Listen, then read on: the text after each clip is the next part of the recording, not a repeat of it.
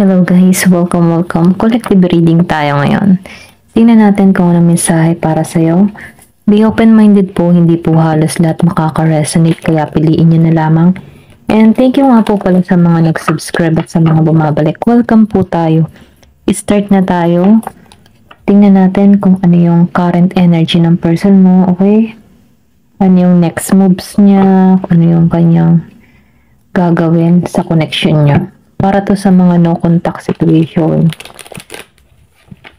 na nakikibalita sa kanilang person. Ayan, tingnan natin. Give me the message, ano yung current energy ng person.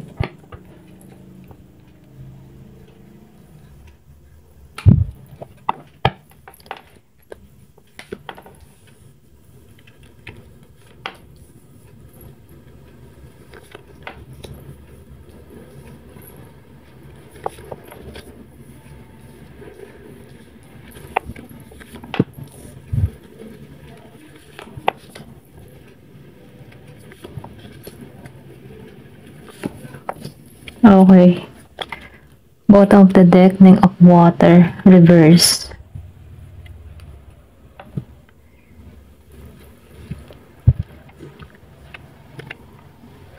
Okay, ito nakikita ko dito, no? Seven of Air. Buklatin ko muna lahat.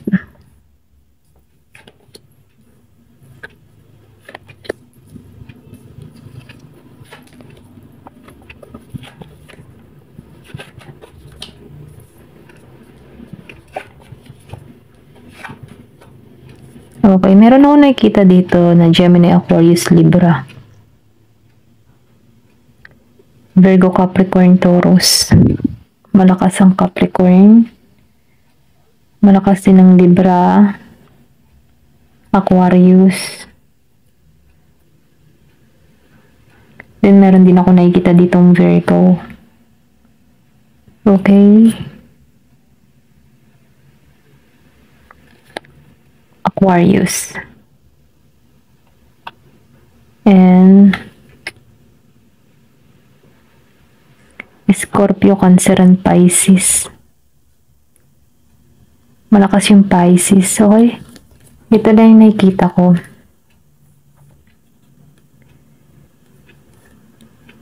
Lumabas ang King of Water reverse, sinabayan ng the Chariot reverse, and Seven of Air upright. Nafe-feel ko dito, meron ditong pangyayari na kung saan may betrayal na naganap, okay?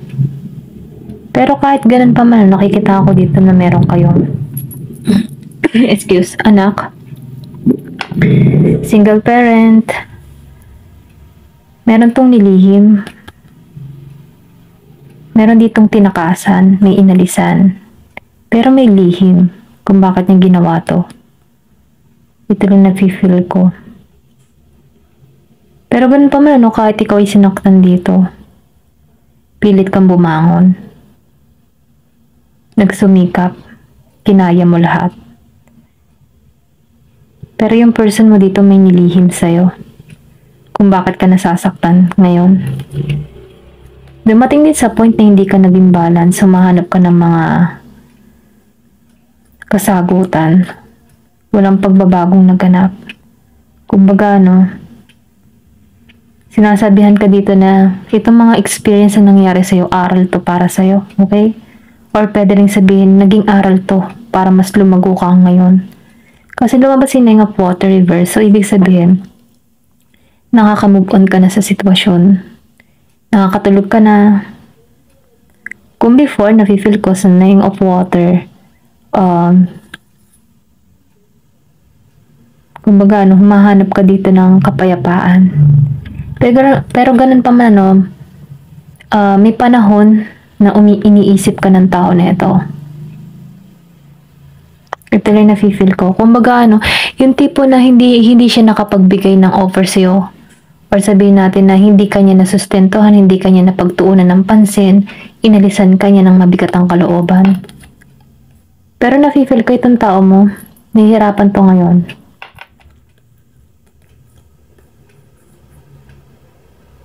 Kasi inalisan ka dito eh. Kumbaga nakikita ko dito bumalik sa kanya. Pero ganun pa man ano, gusto nito na magkaayos kayo. Para ba nangyari dito na baliktad yung sitwasyon? Kasi nakamove on ka na dito eh. Meron ditong blockage. May block. May naka-block. Lumabas si 4 of air. And si 5 of air. Upright. Titingnan pa natin dito.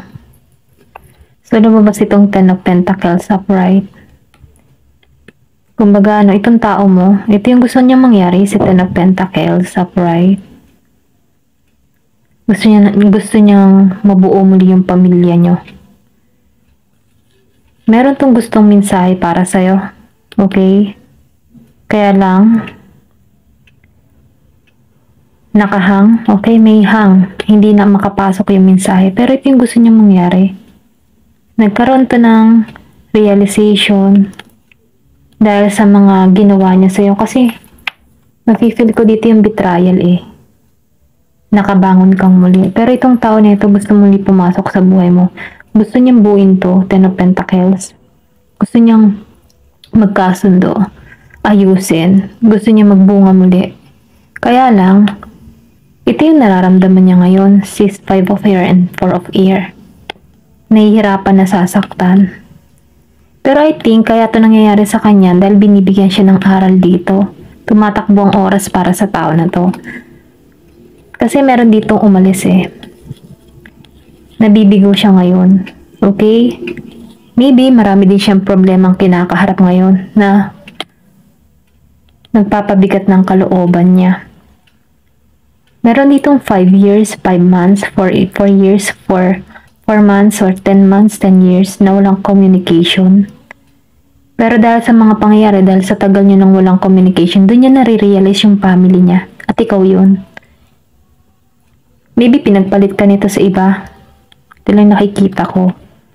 Pero ganun pa man ano, meron din dito yung iba sa inyo, naka-block. Or binalak ng person nila, or binalak mo yung person mo. Ngayon itong person mo nahihirapan. Ito lang yung nakikita ko, okay? Tingnan natin si 2 of air and the judgment.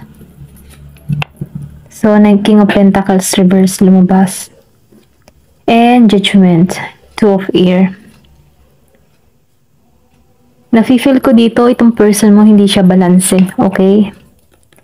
Walang balanse. Pero humahanap siya ng pagkakataon para maayos or sabihin natin na maging okay yung kanyang kalagayan. Kasi ayaw din niya ma-stuck eh. Pero ito yung gusto niya mangyari si 10 of Pentacles. Pero nahihirapan siya. Humahanap siya ng katarungan. Okay? Or pwede rin sabihin, tumungo to sa'yo. Isawalat niya na yung kanyang mga nilihim. Gusto niya na maging klaro para sa'yo.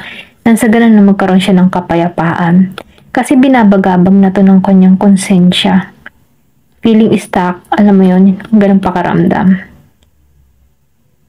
Pero ganun pa man ano, nakikitaan ko dito na gusto niya yung harmony sa inyong dalawa.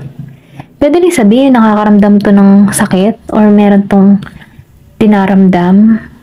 Okay? Kasi meron ditong 5 of air. May nawala. Maybe may nawala sa tao na ito na importante. Nagluluksa. Okay? Ngayon ka naiisip ng tao na ito. Kasi meron siyang problema na kinakaharap na sobrang mabigat. Na kung saan ano, na-stuck siya sa sitwasyon. At doon kanya naiisip. Lumabas si King of Pentacles reverse. Nafe-feel ko dito yung kabuhayan niya hindi gaanong mapalad. Maybe, kung meron siyang negosyo, hindi masyadong umuunlad. Or pwede rin sabihin yung mga savings niya na ubos. May pinagkagastusan. Kasi meron ako nakikita ditong nawala. Okay? Meron nawala sa kanya na nagbibigay sa kanya ng problema. May mga nawala. Pwede sabihin na nalugi or maybe meron siyang business na hindi naging maayos. May nawala na kung saan ano, lumabas si King of Pentacles reverse na naka-down. Kumbaga, hindi sapat yung kanyang pinanghahawakang pera. Kaya, nagkakaroon siya ng kabigatan sa kanyang kalooban. Maybe ikaw, yung tingin niya sa'yo, tipo na magaling ka mag-advise, okay? Kaya lang hindi siya makapasok sa'yo kasi meron siyang kasalanan. Or sabihin natin, nakakahanap siya ng harmony sa'yo. Kumbaga, malawak yung pangunawa mo. Okay? Tingnan pa natin. Then dito, sa Four of Pentacles, Four of Earth, sorry. And Page of Fire.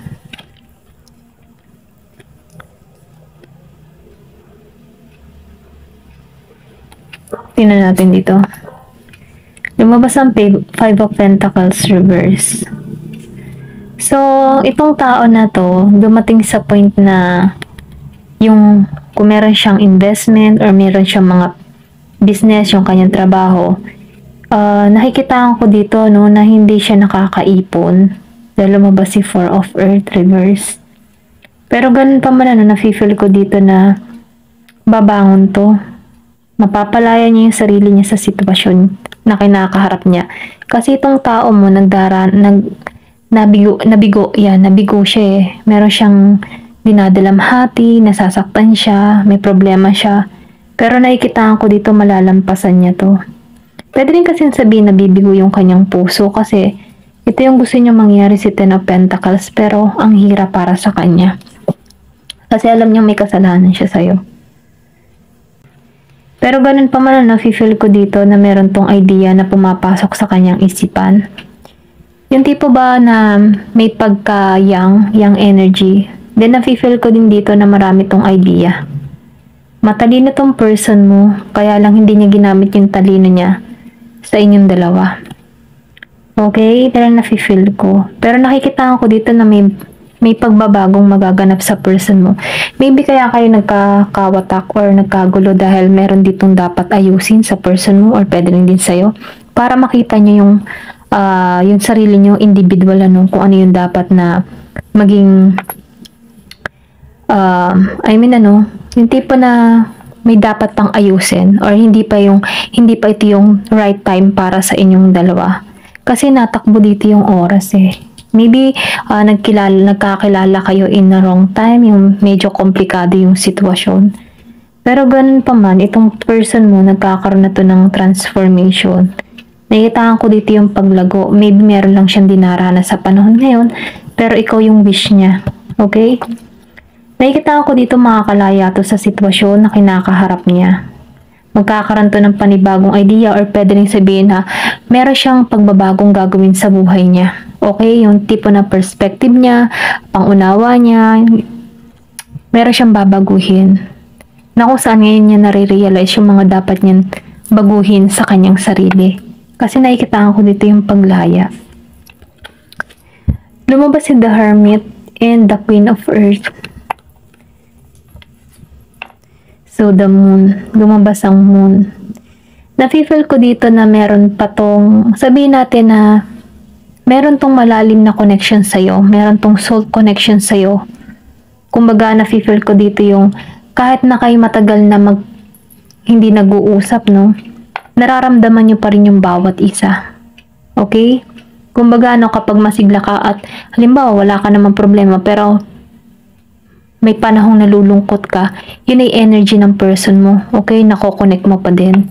Kasi andito pa rin yung emotion eh. Malalim pa rin yung kanyang nararamdaman sa'yo. Meron siyang mga nilihim na hindi niya maisawalat pa. Pero nakikitaan ko rito na tutungo to sa'yo. At sa pagtungo nito sa'yo, tapat na siya. Okay? Hindi halos lahat makaka-resonate. Piliin nyo na lamang kung ano yung part nyo. Kasi nakikitaan ko dito na itong tao na ito, andito siya sa The Hermit mode, Virgo energy. Na kumbaga, nakikitaan ko dito na natutuklasan niya na, yung sa pag-iisa niya, nagkakaroon na siya ng kaliwanagan. Nakakapagnilay-nilay. Pero dahil sa mga tukso na kinaharap niya, doon siya nahirapan. Maybe binabalanse niya na yung sitwasyon. Ito lang yung nafe-feel ko. Kasi nakikitaan ko yung pinili niyang landas. Kumbaga, hindi siya naging maunlad, hindi siya lumago, or sabihin natin, hindi siya nag-matured.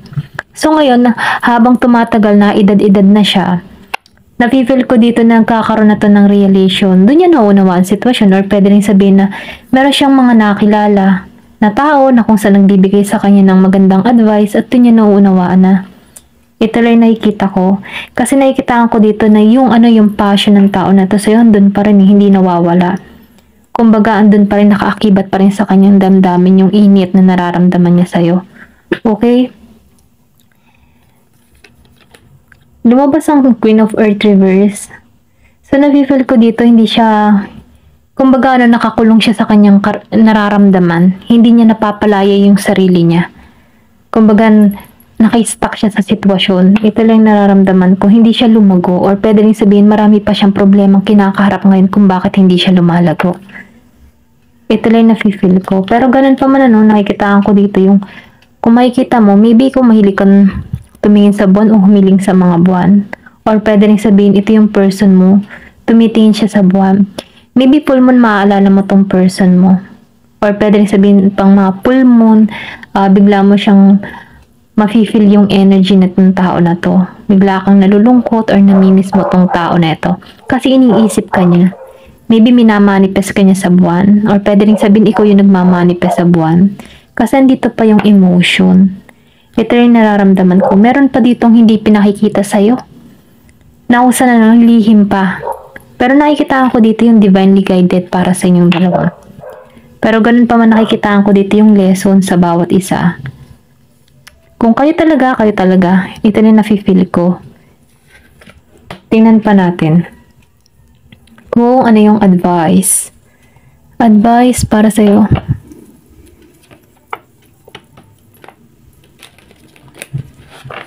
Give me the message. Ano pa yung advice para sa'yo?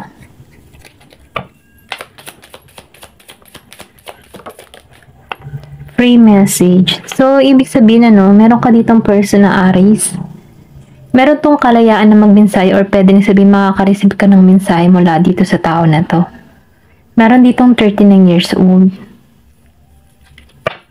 Give me more information.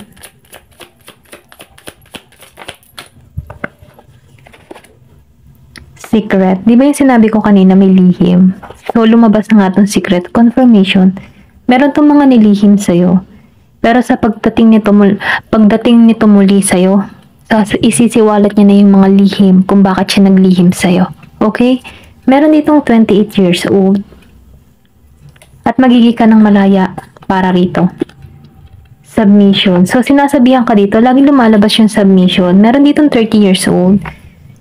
Nakita ko dito, isubmit mo lahat ng mga nararamdaman mo sa taas. Kumbaga, isurrender mo sa kanya yung mga problema mo, yung hinanaing mo. Kasi nakikita ko dito yung magtiwala ka sa process niya para sa'yo, okay? Kasi nakikita ko dito, bigla tong susulpot sa buhay mo muli. Bigla siyang susulpot nang hindi mo inaasahan. Yung tipo bang hindi mo nakikita ang pagbalik neto or hindi mo mararamdaman. Bigla na lang tong susulpot sa bahay nyo. Okay? Para tong kabuti na biglang susulpot na meron siyang lakas tulad ng isang tigre. Kumbaga, yung mga secret na kanyang nilihim sa'yo, ibubulgar na niya. Kasi itong tao na ito, tinutulak to na magsabi ng totoo. Totoo niyang nararamdaman sa'yo. Okay? Tingnan pa natin. Give me more information. Ano pa yung mensahe? Reunion. Diba? Sabi ko sa'yo, reunion. Di ba sinabi ko, susulpo to bigla sa bahay mo. So, magkikita kayong muli. Reunion. At nafe-feel ko dito yung balance ninyong dalawa. Kumbaga, nakikitaan ko dito yung magiging patas na to. Yung sikreto na nilihim nito, ibubulgar na niya kung bakit niya nagawa sa yun, kung bakit kanya tinalikuran, kung bakit kanya nasaktan. Kasi nagkakaroon na to ng realization sa pagninilay-nilay niya. Okay, maybe may paggising dito, ginigising na siya. At dahil doon, nakikita ko dito na na-realize ng tao na ito na ikaw na talaga para sa kanya. Okay, meron dito 27 years old. Give me more information. Maybe natukso lang siya, di ba? Ang buhay naman punong-puno ng tukso. Pero ganun pa man dumadating talaga ang tukso. Pero once na-realize na ng tao yun, yung mga kanyang nagawa, ayan, dyan napapasok yung pagiging matino. Okay? Pero syempre, iba-iba naman ng tao. Merong mga tao na kahit may mga kasalanan, ganun at ganun pa din. Yun yung sinasabi na hindi nila tinatanggap yung kanilang pagkakamali, or pwedeng sabihin ayaw nilang bitawan yung kanilang hobby na hindi maganda. Ganun. Kumbaga, addiction ang tawag dun eh. Ayan. Learning. So, yung sinabi ko kanina, meron matututunan, or sabihin natin na meron kayong matututunan dito para ba mas lumago kayo individual kaya kayo nagkalayo. Pero nakikita ko dito sa pagkakalayo nyo, dun yun mauunawaan yung sitwasyon nyo. Kasi meron lumalago ka, lumalago din yung person mo, nagmamatured ka, at once na matured na kayo sa bawat isa, alam nyo na. Alam nyo na kung paano patakbuhin yung relasyon na gusto nyo. Na hindi na mawawatak ng kanino man, okay? Kasi nagkalayo na kayo eh. So, ibig sabihin, nafe-feel ko yung pagkakalayo nyo, dun nyo na-miss yung bawat isa eh. Okay? Meron ditong guide. So, ginagabayan kayo para dito. Meron ditong 15. Maybe pinanganak ka ng 15, 4, 27, 28, and 30. Okay?